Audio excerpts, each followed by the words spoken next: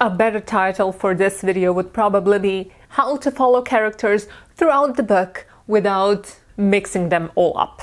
But I felt that would be too long, so it is what it is. Hi, I'm Claire, and I like some books. And while I read those books, or even better, listen to them, because that is my primary mode of reading, I am absolutely horrible at remembering names. So I need help. So here are some tricks that I use to be able to follow along. The easiest stories for me, as it regards to character names, are the ones that use names that I am already familiar with.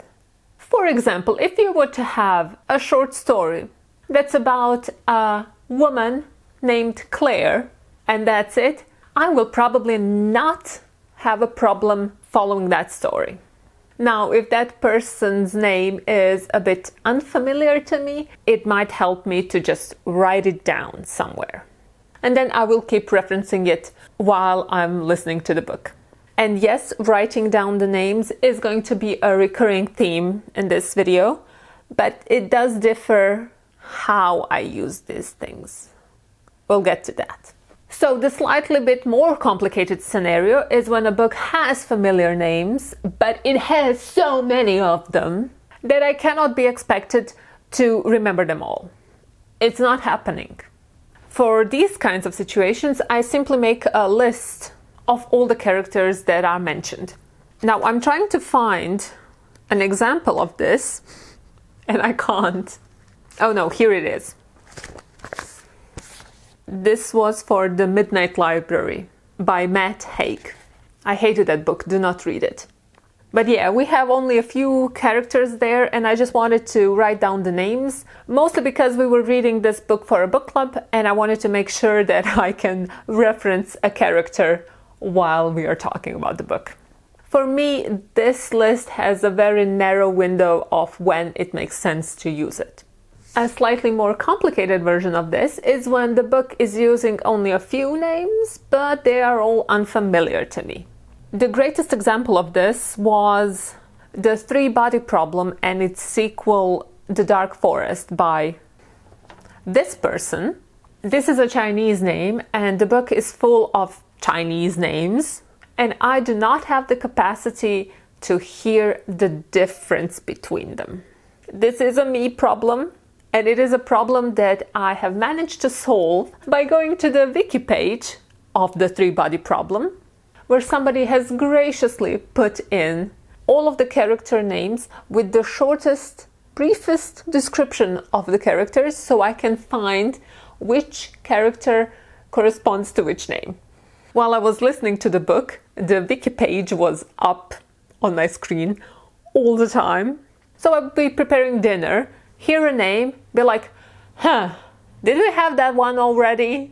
I would run to my computer, look at the list, determine if I should already know the character or is this a new one, and then I would be able to go back to the dinner making. It probably would have been easier for me to transcribe all of the names into my notebook, but while I was reading the book, I did not yet have this notebook. And I did not formalize my method of keeping track. So, yeah. The point of this is that the internet can be a great source of just a list of character names.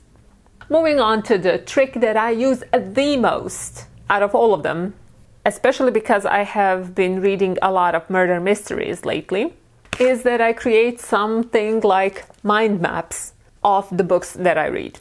They do not need to look fancy. These ones definitely do not look fancy. Sometimes aren't even legible. Mostly the point of creating something like this is that the process itself makes you remember the characters more. So I end up referencing these only if we are also discussing the book in a book club, because after creating something like this, I am able to follow along the story way more easily. Sometimes I will just write the characters onto the sheet of paper as they come up in the book. And I connect them to the already existing characters with labeled lines. So for example, A married couple would have a line saying married. Siblings would have a line with the label siblings, and so on. For directional relationships, I like to use an arrow. So, a mother would have an arrow pointing to her labeled son of.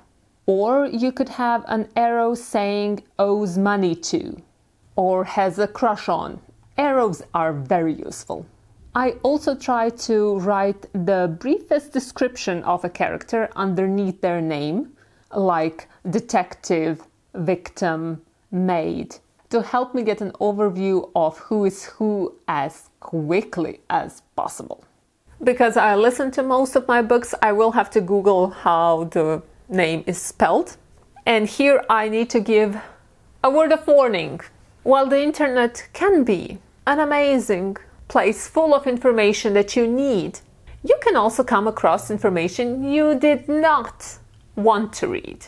I'm talking about spoilers.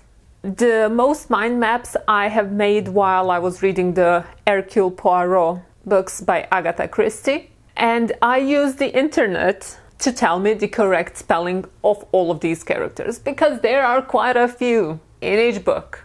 What ended up happening is that most of the sites that I found were geared towards people who have already read the book or seen the movie or series, whatever, and then just wanted to refresh their memory. It is not geared towards people who are still reading the book and do not yet know who the murderer is. So yeah, if you are very afraid of spoilers of any kind, the looking up the names on the internet thing is probably not gonna work out for you. You might need somebody else to get you the names without telling you all the spoilers or something like that. Yeah, and I am completely lost without this method in the scenes where our point of view character comes into a room and then just meets everybody. So you get 4 or 5 character descriptions at once, shoved in your face. I will not remember any of them. Literally any of them. Except if I put them on my mind map. Then I will be able to reference them. That is really the best I can aspire to. And as an extra tip, I'm going to recommend to you that you put all of your book notes into one specific notebook. I've even put book notes on mine, so that you will always be able to find the information that you wrote down. I have lost many of notes that were just written down on pieces of paper and not in a handy-dandy notebook.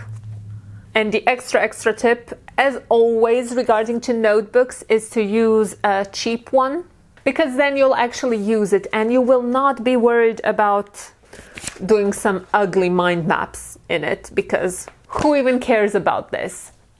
I don't. I mean, I do, it's my baby, but I'm not precious about it.